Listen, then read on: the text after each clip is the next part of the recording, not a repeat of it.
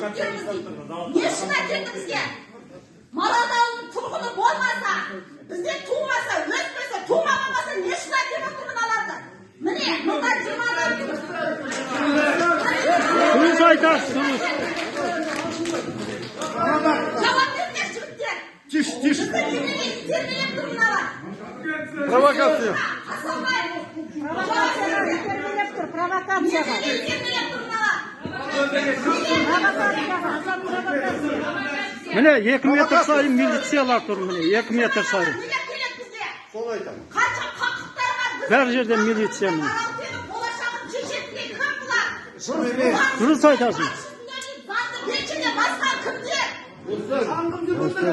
Неге әкеледі таңғы жүрсін? Екі, үш қайнаса сопасы қосылмайтын Аралтегі неге әкеледі? Осы жолы өкілдер қайда?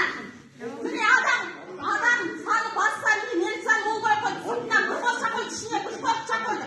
Бұндай немене мынау сонда? Немене мынау? Қорқыту.